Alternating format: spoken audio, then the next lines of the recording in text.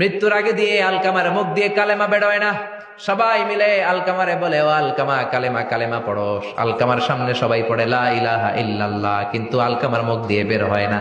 3 দিন বিছানায় পড়া। বিশ্বনবী আলকামার বউরে ডেকে পাঠালেন, ও আলকামার বউ, আলকামা কেমন ছিল? আলকামার বিবি বলে, খুব নামাজি ছিল নবী, জিকির করতো, তাহাজ্জুদ মিস হতো না।